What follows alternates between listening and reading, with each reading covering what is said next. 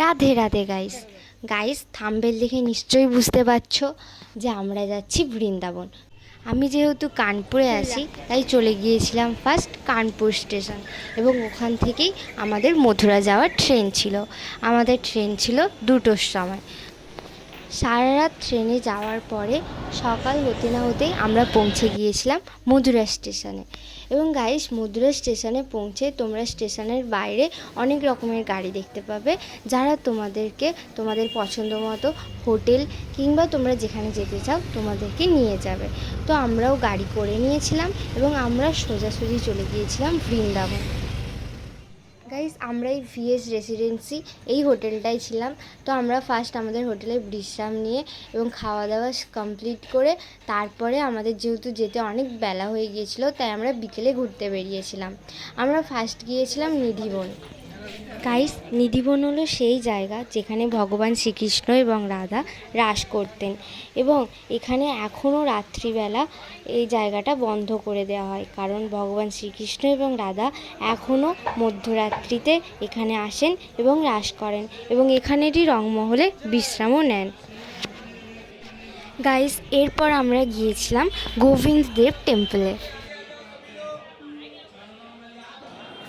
Guys, এই মন্দিরে তেমন ভিডিও করে উঠতে পারিনি, কারণ গাইস এই মন্দিরের ভেতরে ভিডিও অ্যালাউ ছিল না। তো গাইস, আমরা এই মন্দিরটা দর্শন করার পরে, এখানে ঠাকুর দর্শন করার পরে আমরা চলে গিয়েছিলাম বাঁকে বিহারী টেম্পলের উদ্দেশ্যে। গাইস, বাঁকে বিহারী মন্দির হচ্ছে বৃন্দাবনের অন্যতম একটা জনপ্রিয় মন্দির। এখানে গাইস ভগবান শ্রীকৃষ্ণের বাল্যরূপের প্রতিমা রয়েছে। গাইস, আমরা যেহেতু সন্ধ্যায় গিয়েছিলাম তাই প্রচণ্ড ভিড় ছিল। গাইস, এরপর আমরা গিয়েছিলাম শ্রীকৃষ্ণ বলরাম টেম্পল, মানে হচ্ছে বৃন্দাবনের ইস্কন টেম্পলে। গাইস, বলা হয় যে এই ইস্কন টেম্পল সবাইকে ভাগবত গীতা এবং শ্রীকৃষ্ণের সাথে জুড়ে রেখেছে।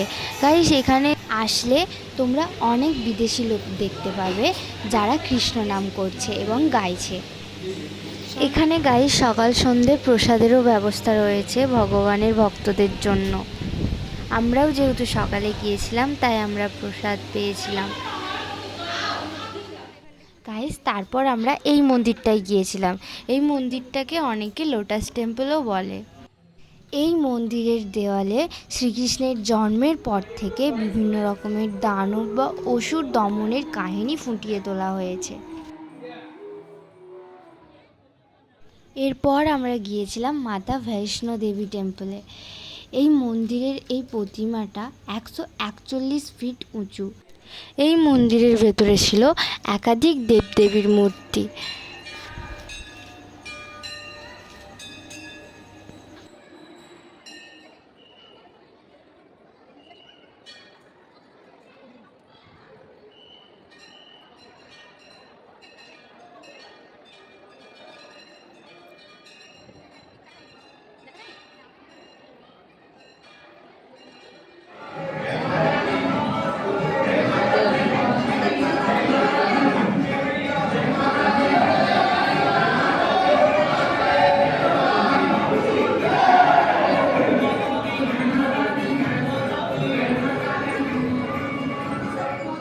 গাইস, তারপরে আমরা গিয়েছিলাম প্রেম মন্দির।